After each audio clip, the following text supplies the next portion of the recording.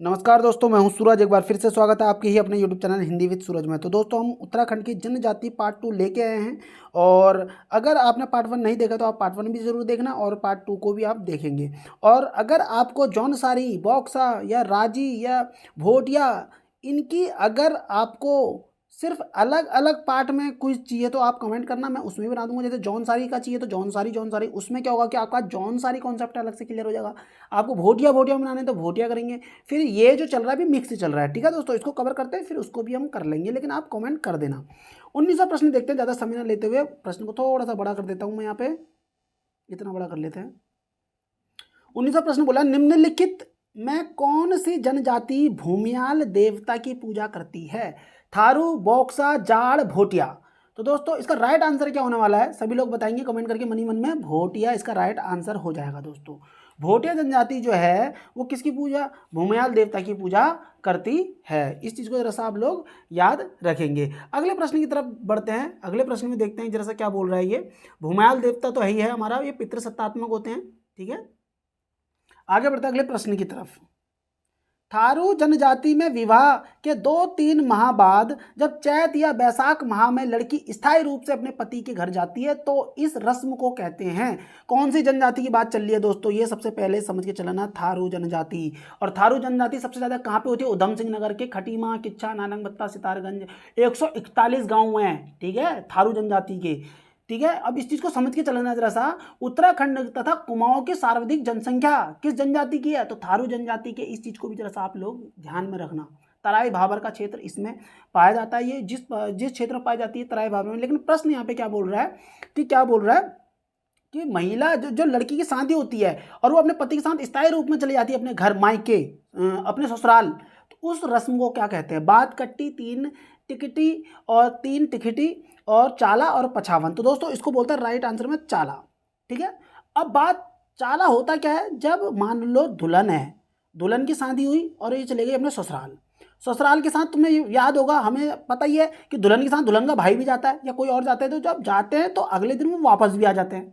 जब वापस दुल्हन अपने मायके आ जाती है, उसके 2 माह बाद, ये 2-3 माह बाद, चैत बैसाख के दिन में उसका पति उसे लेने जाएगा और लेके अपने साथ स्थायी रूप से अपने घर आ जाएगा वापस। इस रस्म को क्या कहते हैं? चाला रस्म कहते हैं थारू जनजाति में। लेकिन यहाँ पे बात आई है बात कट्टी। तो बात कट्टी का मतलब होता है जब लड़की के बात हो जाए, है ना, और उसका लगन सुना दिया जाए, शादी का लगन, तो लगन सुनाने को कहते हैं बात कट्टी, ठीक है। इस चीज को जरा सा आप याद रखेंगे। और 3 टिकटी विवाह इसमें पाया जाता है थारू जनजाति में। बदला विवाह पाया जाता है थारू जनजाति में। और बात जब लड़के और लड़की की पक्की हो जाती है, दोनों पक्षों की पक्की हो जाती है, तो इसको बोलते हैं पक्की पौड़ी। ये भी किस जनजाति में कहते हैं? थारू जनजाति में कहते हैं, ठीक है। और लठ भरवा भोज प्रथा किस जनजाति में पाई जाती है? तो ये पाई जाती है थारू जनजाति में, ठीक है दोस्तों। ये लठ भरवा जो भोज प्रथा होती है ये कब होती है? जैसे कि मान लो किसी लड़की का विवाह हो गया और मान लो कि किसी कारणवश शादी टूट गई है, इसकी डेथ हो गई है ना। अब क्या होता है कि लड़की को कहीं और भेज देंगे उसके घर में, और इसका जो लगन का टाइम का जो खाना भोज होता है वो भोज सारे गांव वालों को खिला दिया जाता है। इसी को कहते हैं लठ भरवा भोज प्रथा। तो किस जनजाति में पाई जाती है? ये थारू जनजाति में ही पाई जाती है। अब बढ़ते हैं 21वें प्रश्न की तरफ। महासु महाशिव, याद रखना, महासु महाशिव, जो महासु देवता हैं शिव, ये विष्णु के छठे अवतार मानते हैं। जो जनजाति है वो अपना विष्णु का इनको छठा अवतार भी मानती है। निम्नलिखित में से किस जनजाति के देवता हैं? जौनसारी, भोटिया, बॉक्सा, जाड़। तो दोस्तों, इसका राइट आंसर क्या हो जाएगा? आप सभी जानते हैं इसका राइट आंसर क्या हो जाएगा? जौनसारी इसके राइट आंसर हो जाएंगे। अगले प्रश्न की तरफ बढ़ते हैं। 22वां प्रश्न आ रहा है, बोक्सा बिरादरी पंचायत का सबसे बड़ा अधिकारी होता है, ठीक है, कौन? तखत, मुंसिफ, दरोगा, सिपाही। तो दोस्तों, इसका राइट आंसर हो जाए ऑप्शन ए तखत। और तखत जो बिरादरी पंचायत होती है, याद रखना, इसमें 5 सदस्य होते हैं, ठीक है। इस चीज को जरा सा आप लोग याद रखना, 5 सदस्य इसमें होते हैं। अगले प्रश्न की तरफ बढ़ते हैं। भोटिया जनजाति के लोकगीत हैं। भोटिया जनजाति क्या बोल रहा है दोस्तों? ये लोकगीत के बारे में बोल रहा है। और लोकगीत कौन कौन से बोल रहे हैं? तुएरे हैं, बज्जू हैं, तिमाली, ये सभी। तो दोस्तों, राइट आंसर है ये सभी। लेकिन मैं आपको एक चीज और बता देता हूं, जो बंजू गीत होता है, ये बंजू गीत जो होता है ये वीर रस का होता है। किसका होता है? वीर रस का होता है। इस चीज को जरा सा आप लोग याद रखना। तिमाली जो होता है ये सामाजिक सामाजिक विषय का गीत होता है। किसका होता है दोस्तों? सामाजिक विषय का गीत होता है। जो तुएरा जो गीत है ये रसिया गीत है। कौन सा गीत है? रसिया गीत है। और कौन सी जनजाति का है दोस्तों? ये भोटिया जनजाति का ये गीत है। इनका विशेष वाद्य यंत्र होता है हुड़का, ठीक है, इस चीज को जरा सा याद रखना। और भोटिया जनजाति 12 वर्ष में एक बार एक उत्सव मनाती है जिसको बोलता है कंडाली उत्सव। तो कंडाली उत्सव कितने वर्ष में होता है? 12 वर्ष में एक बार होता है। इस चीज को जरा सा विशेष ध्यान में रखेंगे। अगला प्रश्न आता है हनोल। हनोल निम्न में से किस जनजाति समाज का मुख्य तीर्थ है? राजी का, थारू का, भोटिया का, जौनसारी का? तो उम्मीद करता हूं यह प्रश्न आप सभी को पता होगा। इसका राइट आंसर क्या हो जाएगा? ऑप्शन डी इसका राइट आंसर हो जाएगा। किस जनजाति का दोस्तों? ये आपका जौनसारी का है, ठीक है। अब बढ़ते हैं अगले के प्रश्न की तरफ, ठीक है। हनोल के बारे में कुछ और चीजें भी याद आ रही थी मुझे, लेकिन अभी इस समय कुछ कुछ चीजें एकदम दिमाग से स्किप भी हो जाती हैं। 25वां प्रश्न देखते हैं। वर्ष 2011 की जनगणना के आधार पर उत्तराखंड राज्य के सर्वाधिक तथा सबसे कम अनुसूचित जाति लिखा है ना, इसको एसटी करो क्योंकि ये ऑप्शंस गलत दिए हुए हैं। अनुसूचित जाति के ये ऑप्शंस है ही नहीं। अनुसूचित जनजाति जनसंख्या प्रतिशत वाले, सर्वाधिक और सबसे कम अनुसूचित जनजाति करो। अनुसूचित जनजाति जनसंख्या प्रतिशत वाले जिले हैं उधम सिंह नगर व टिहरी, चमोली व बागेश्वर, चमोली व चंपावत, हरिद्वार व नैनीताल। तो दोस्तों इसका राइट आंसर क्या हो जाएगा? ऑप्शन ए इसका राइट आंसर हो जाएगा, उधम सिंह नगर और टिहरी। अब याद रखना जो एसटी है ना भाई, इसको जरा सा एक चीज समझ के चलना। अगर मैं पूछूं कि जनसंख्या में जनसंख्या सबसे ज्यादा एसटी की कहां, तुम बोलोगे उधम सिंह नगर, ठीक हो गया। एसटी की सबसे कम जनसंख्या कहां पे? तुम क्या बोलोगे? रुद्रप्रयाग। क्या बोलोगे दोस्तों? रुद्रप्रयाग। अब प्रश्न तो ये पूछा नहीं था, प्रश्न बोला कि प्रतिशत में सर्वाधिक बताओ और सबसे कम, तो प्रतिशत में भी सेम यही जाता है उधम सिंह नगर, ठीक हो गया। अब हम बात करते हैं दूसरे नंबर पे जाता है टिहरी, ठीक है, टिहरी। अरे मैंने कैसे लिख दिया, ठीक है। अगर यह अनुसूचित जाति है तो सर्वाधिक जनसंख्या है हरिद्वार में और सबसे कम होती है अनुसूचित जाति की जनसंख्या सबसे कम होती है कहां पर? चंपावत में। अगर हम प्रतिशत के अकॉर्डिंग देखें एससी कैटेगरी को भी, तो सर्वाधिक होती है बागेश्वर के अंतर्गत 27.73%। और सबसे कम अनुसूचित जाति में प्रतिशत के अकॉर्डिंग देखें तो देहरादून जाता है एससी कैटेगरी में प्रतिशत के अकॉर्डिंग 13.49%, ठीक है। तो यहाँ पे तो ऑप्शन था ही नहीं भाई, बागेश्वर और देहरादून। इसका मतलब ये सवाल किसके लिए था? एसटी के लिए। और एसटी का एक विकल्प भी दिया है इसमें, ऑप्शन ए इसका राइट आंसर हो जाएगा दोस्तों। उम्मीद है ये चीज़ें आपको समझ में आ रही है। अगर ये चीज़ें आपको समझ में आ रही है तो वीडियो को लाइक करना, जिससे मेरा भी मनोबल बढ़े और मैं और अच्छा करने की कोशिश करूँ। उत्तराखंड राज्य के किस जनजाति का संबंध आग्नेय वंशीय कौल किरात जातियों से समृद्ध माना जाता है? जौनसारी को, भोटिया को, राजी को, बुक्शा को, ठीक है दोस्तों। तो इसका राइट आंसर क्या जा रहा है? राजी जनजाति को, ठीक है। अब देखो कौन सी जनजाति? राजी जनजाति, बोला भी नहीं जा रहा मुझसे। राजी जनजाति की एक खासियत मैं आपको बता देता हूं। राजी जनजाति पिथौरागढ़ के धारचूला, कनाली छीना, डोडी हाथ वाले स्थानों में पाई जाती है। इसके कुल 7 ही गांव हैं। पहली चीज, राजी जनजाति उत्तराखंड में सबसे कम जनसंख्या वाली है। प्राचीन काल से ये कहाँ निवास करती है? जंगलों में निवास करती है। और जो जंगलों में निवास करती है उस निवास को क्या बोलते हैं ये लोग? रौत्यूड़ा। याद रखेंगे, क्या बोलते हैं दोस्तों? ये रौत्यूड़ा, ठीक हो गया, रौत्यूड़ा बोलते हैं, ठीक है। और ये अपने को क्या बोलते हैं? रजवार राजपूत भी ये अपने को मानते हैं, ठीक है। अब एक चीज समझ के चलना, इनको बनरौत, बनराउत, राजी जनजाति को बोल रहा हूं, बनरौत, बनराउत, बनरावत, जंगल के राजा आदि नाम से भी जाना जाता है। भाषा क्या है राजी जनजाति की? याद रखेंगे मुंडा। क्या भाषा है इनकी? मुंडा बोली के शब्दों की अधिकता यहाँ पे मिलती है। इस चीज को जरा सा याद रखना। राजी जनजाति के क्रम देवता की बात करते हैं तो इनके देवता मुख्य हैं बागनाथ। कौन से हैं दोस्तों? बागनाथ को याद रखना, पेपर में यही पूछेगा, बागनाथ। मलेनाथ, गणनाथ भी है ना। अब एक चीज और मैं आपको बता देता हूं, इसमें इतना काफी रहेगा हम सबके लिए, है ना। त्योहार, थड़िया नृत्य भी करते हैं ये लोग, थड़िया नृत्य करते हैं। इस चीज को जरा सा आप लोग विशेष रूप से ध्यान में रखना। तो उसका राइट आंसर क्या था दोस्तों? राजी था। अब बढ़ते हैं 27वें प्रश्न की तरफ। उत्तराखंड राज्य में जनगणना 2011 के अनुसार उत्तराखंड में जिले में अनुसूचित जाति के प्रतिशत के संदर्भ में सूची 1 को सूची 2 से सुमिलित कीजिए। बहुत बहुत अच्छा सवाल है और हल्का सवाल नहीं बोलूँगा, इसमें आंकड़े याद होंगे तभी ये सवाल निकलेगा हमसे, है ना। तो देखते हैं इस सवाल को करके एक बार। तो सबसे पहले क्या क्या बोल रहा है ये, इस सवाल को थोड़ा छोटे कर लेते हैं क्योंकि हमें इसमें विकल्प देखने जरूर हैं, तो हम इसको इतना कर लेते हैं ताकि हमें विकल्प भी दिख जाए। ठीक हो गया। अब एक चीज समझ के चलना, उत्तरकाशी में अगर हम अनुसूचित जाति की बात करते हैं तो कितने प्रतिशत है उत्तरकाशी में, तो लगभग ये जाती है आपकी 24.41%। यहीं अगर हम चमोली की बात करते हैं तो यहाँ जाती है 20.25%। हम अगर देहरादून की बात करते हैं तो ये जाती है 13.49%।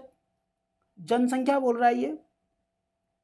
टिहरी गढ़वाल की बात करेंगे तो कितना हो जाएगा दोस्तों, 16.54%। और एक और खासियत देखेंगे इसमें, सबसे ज़्यादा किस में है, देखो उत्तरकाशी में ही दिख रहा है, उत्तरकाशी में नहीं, हाँ उत्तरकाशी में 24%।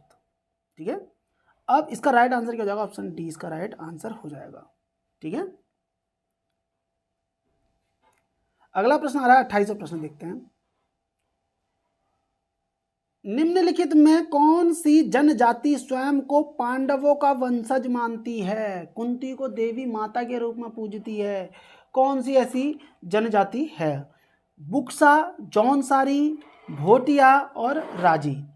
तो इसका राइट आंसर क्या हो जाएगा दोस्तों, सभी लोग बताएंगे मनी मन में, इसका राइट आंसर है जौनसारी। क्या है इसका राइट आंसर, जौनसारी इसका राइट आंसर है, जो कि किसको मानते हैं, अपने को क्या बोलते हैं, पांडवों का वंशज भी है, खुद को बोलते हैं।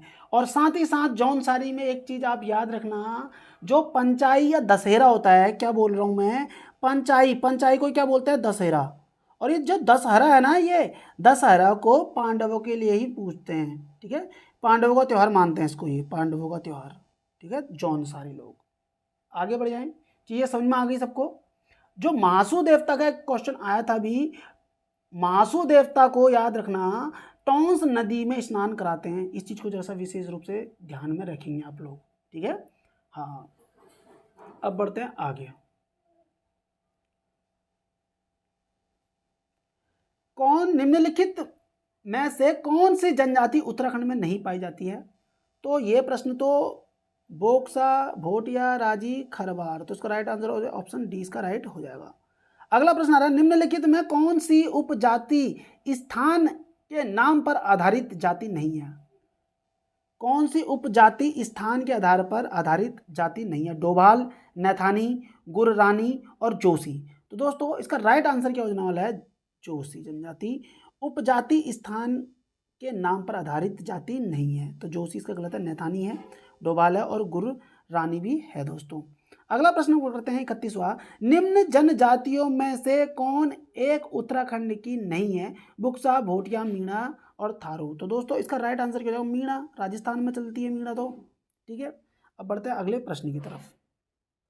अगला प्रश्न देखते हैं क्या बोल रहा है, निम्न जनजातियों में से कौन एक उत्तराखंड की नहीं है, तो भोटिया, थारू, बोक्सा, नागा, तो नागा इसका राइट आंसर हो जाएगा। अगले प्रश्न की तरफ बढ़ते हैं, उत्तराखंड का पृथक नर जातीय समूह किसे माना जाता है, कोल, कुड़िंद, बनराज, होण। नर जातीय, प्रथम नर जातीय।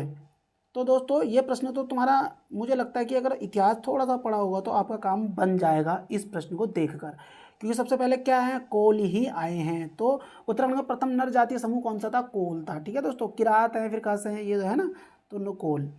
34वां प्रश्न, निम्न में से कौन देहरादून में अधिक संख्या में है, भोटिया, बुक्सा, जौनसारी और थारू। तो दोस्तों देहरादून में सबसे ज़्यादा कौन सी जनजाति पाई जाती है, तो आप सभी जानते हैं जौनसार।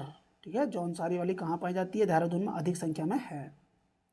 आगे बढ़ते हैं 35वें प्रश्न की तरफ, उत्तराखंड राज्य की कौन सी जनजाति है जो दीपावली के अवसर पर गोवर्धन पूजा करते हैं, किस कौन से दिवाली के अवसर पर गोवर्धन पूजा करते हैं, बॉक्सा, राजी, भोटिया, इनमें से कोई नहीं। तो दोस्तों इसका राइट आंसर बताएंगे आप सभी लोग, क्या है इसका राइट आंसर, क्या है, बॉक्सा जनजाति। ठीक है। अब एक चीज और याद रखना दोस्तों, मैं क्या बता रहा हूं आपको, इसमें थोड़ा सा एक चीज और याद रखेंगे, जौनसारी में, जो जौनसारी है ना, जौनसारी, हालांकि दीपावली में गोवर्धन पूजा तो बॉक्सा कर रहे हैं, लेकिन दिवाली में दिया नहीं जलाते हैं। कौन? जौनसारी लोग क्या करते हैं, भीमल की लकड़ी का एक हौला जलाते हैं और रात भर जो पुरुष होते हैं वो भलियो खेलते हैं, ताश खेलते हैं। ठीक है। दिवाली जो होती है वो 1 माह 5 दिन तक बूढ़ी दिवाली के रूप में मनाई जाती है, मतलब 1 माह के बाद तक, 1 महीने बाद और 5 दिन तक वो क्या करते हैं, उसको बूढ़ी दिवाली के रूप में भी बनाते हैं।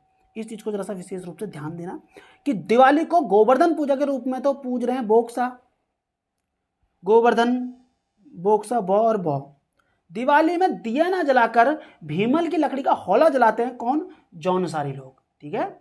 इस चीज़ को जरा सा विशेष रूप से आप लोग ध्यान में रखना। बढ़ते हैं अगले प्रश्न की तरफ और जल्दी से वीडियो खत्म होने वाली है हमारी। हाँ, राजी जनजाति के लोग अपने आवास के लिए निम्नलिखित में से किस शब्द का प्रयोग करते हैं? राजी, अभी देखो प्रश्न मैंने अभी बताया था, राजी जनजाति के लोग अपने आवास के लिए निम्नलिखित में से किस शब्द का प्रयोग करते हैं? ज्वार, रत्युड़ा, कंडी, इनमें से कोई नहीं। तो दोस्तों बताओ इसका राइट आंसर रत्युड़ा। अभी मैं आपको बता के दिया था ना रत्युड़ा। तो कमेंट कर दो। चलो, कौन अपने घर के लिए मैथ का प्रयोग करते हैं? मैथ, कौन अपने घर के लिए मैथ शब्द का प्रयोग करते हैं? ठीक है, बताएंगे आप लोग मुझे। निवास स्थान के लिए मैथ का।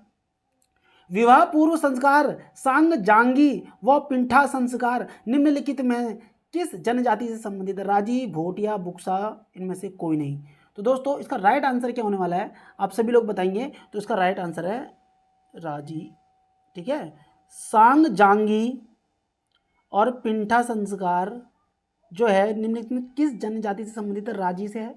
और राजी से अगर ये बात आ रही है तो मैं राजी से आपको 1-2 चीज़ें और बता देता हूँ ताकि आपका विवाह वाली चीज़ें में 1-2 चीज़ें और आपको पता लग जाएं। ठीक है। पलायन विवाह भी होता है यहाँ पे। कौन सा दोस्तों? पलायन विवाह। पलायन विवाह, सांग जांगी विवाह, पिंठा संस्कार, ये सब पलायन विवाह का प्रचलन किस में है? ये राजी जो अपनी जनजाति इसमें पाया जाता है। इस चीज़ को जरा सा ध्यान में रखना। इनके मुख्य त्यौहार होते हैं, एक होता है कारक त्यौहार, एक होता है मकारा त्यौहार। कारक और मकारा त्यौहार।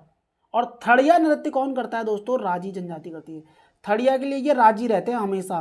कौन रहता है राजी? थड़िया के लिए हमेशा राजी रहते हैं भैया। कौन रहता है हमेशा राजी? राजी राजी रहते हैं। इस चीज़ को जरा सा आप लोग याद रखना।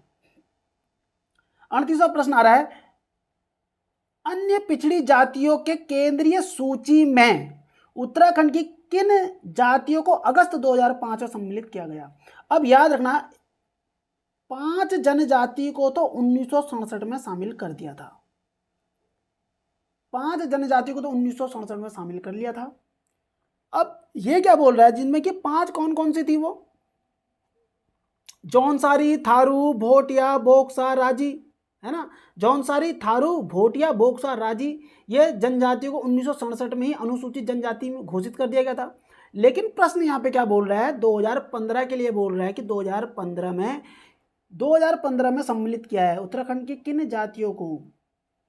अहिरिया, रवाल्ट, अरख, कहार, तंवर, सिंघानिया, बैरागी, गोस्वामी, दारूगार, बंजारा, भांड, बारी।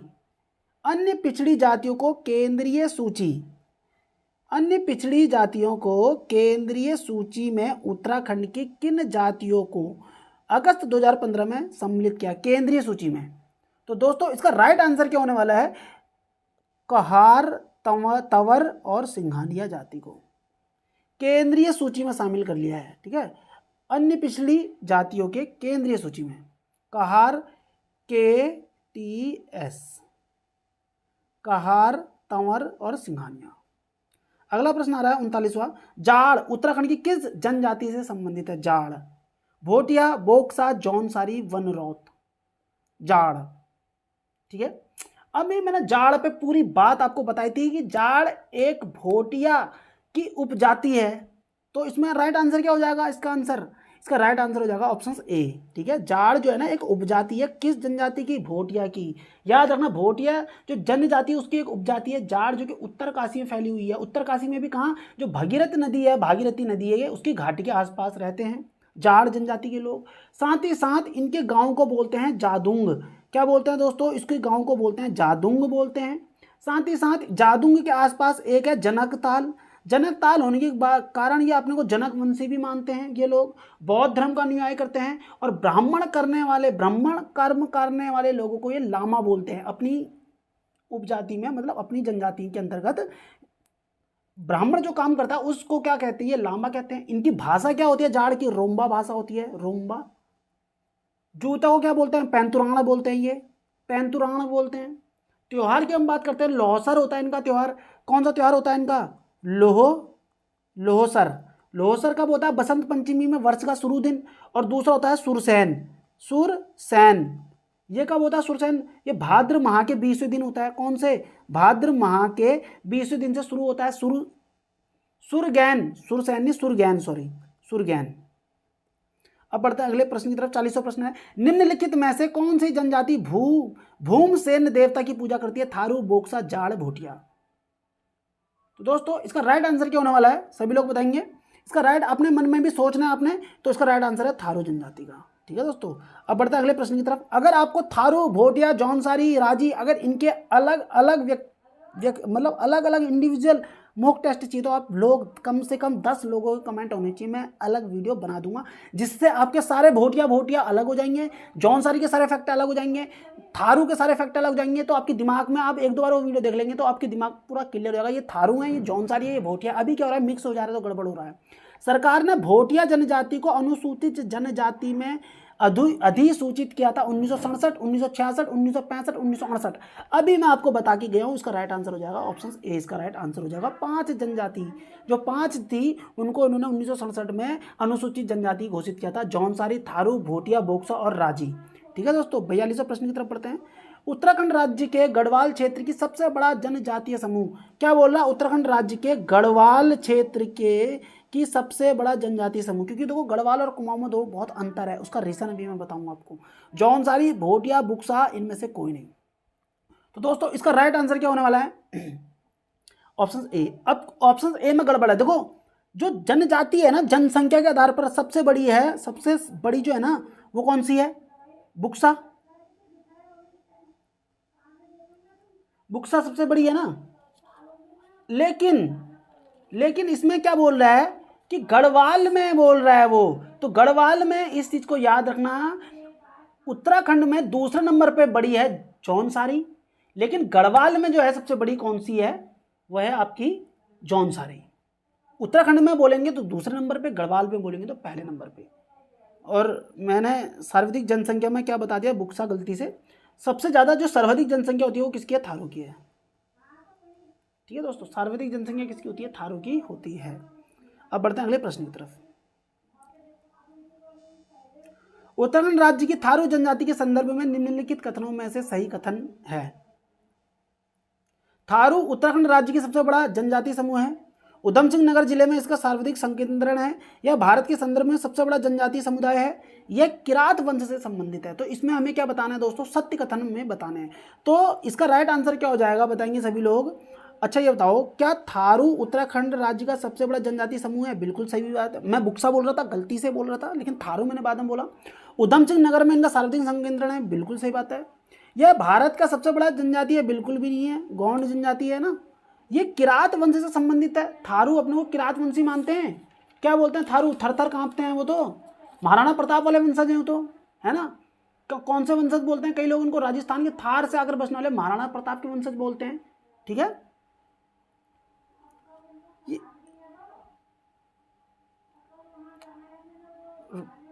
लेकिन एक बताओ, थारू जनजाति का संबंध तो किरात से भी आता है भाई। तो हमें सही बता रहा, तो ए बी डी होना चाहिए था। ए बी डी ऑप्शन में है कहीं पे भी, ए बी डी कहीं पे भी नहीं है। ए बी सी है तो सी वाला तो गलत हो जाएगा भाई।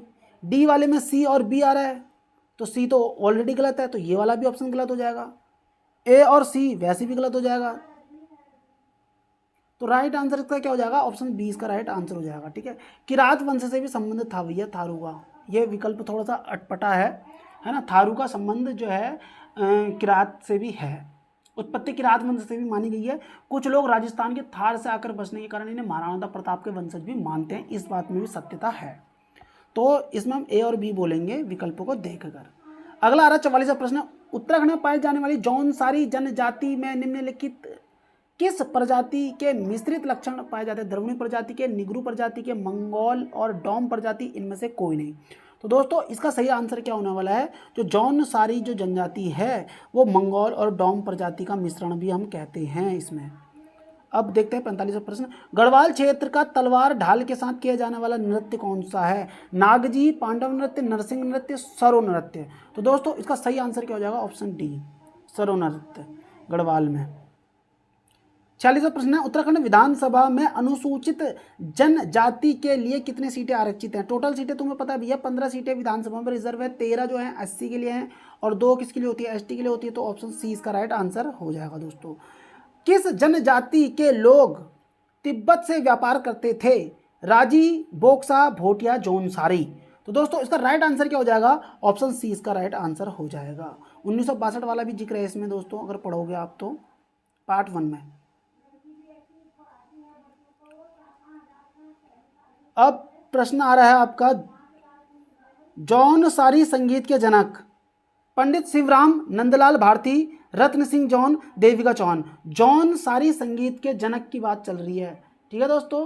तो इसका राइट आंसर क्या हो जाएगा? जौनसारी संगीत के जनक कौन है? जिन्हें जौनसार रत्न भी प्राप्त है, वो कौन से व्यक्ति हैं दोस्तों? नंदलाल भारती हैं। और जो इसमें दिया हुआ है पंडित शिवराम, तो इनके बारे में मैं आपको बता देता हूँ, ये जौनसार के प्रथम कवि हैं। जौनसार के प्रथम कवि की अगर बात आती तो पंडित शिवराम जी होते। इनकी रचना कौन सी है? इनकी एक रचना है वीर केसरी। कौन सी रचना है दोस्तों इनकी? वीर केसरी इनकी रचना है। देविका चौहान का जो नाम आ रहा है, ये जौनसारी समाज से समाज सेवा, महिला उत्थान के कार्य के लिए फेमस है देविका चौहान, जिनका संबंध जौनसारी जनजाति से है, ठीक है दोस्तों। अब इसमें अगला नाम किसका आ रहा है? रत्न सिंह के बारे में आ रहा है। तो रत्न सिंह का, जॉन का तो नहीं दिखता, लेकिन वीर केसरी चंद का जरूर फेमस व्यक्ति हैं, जिनका 1 नवंबर 2020 को जो है जन्म है। और अगर इनकी फांसी की बात करें तो 3 मई 1945 को उनको फांसी हुई थी, इसीलिए इनकी याद में 3 मई को चौलीथात का मेला लगता है वीर केसरी चंद्र के याद में। तो उम्मीद करता हूं दोस्तों आज के प्रश्न आपको अच्छे लगे होंगे, और आज के प्रश्न डिटेल्स अगर आपको अच्छी लगी तो प्लीज़ वीडियो को लाइक करेंगे, चैनल को सब्सक्राइब करेंगे, कर देंगे प्यारा सा कमेंट। हाँ, अगर जौनसारी थारू, मैं फिर से रिपीट कर रहा हूँ, अगर इनको आपको अलग अलग मॉक चाहिए तो कम से कम 10 लोगों के कमेंट होने चाहिए, जिसके माध्यम से मैं फिर इस पर अलग से काम करूँ। नहीं तो ये मिक्स सीरीज ही चलते रहेगी दोस्तों, इसमें आपको हो सकता है कि कईयों को कन्फ्यूजन चले, लेकिन मैं मानता हूँ, जहाँ तक मैं सोचता हूँ कि जौनसारी अलग, भोटिया अलग, अगर मैं अलग अलग मॉक बनाता हूँ तो आपको वो चीज़ें एक साथ कवर होते हुए भी चलेंगी। तो मिलते हैं नेक्स्ट वीडियो में। थैंक यू, बाय बाय, पढ़ते रहो और सिलेक्शन लो।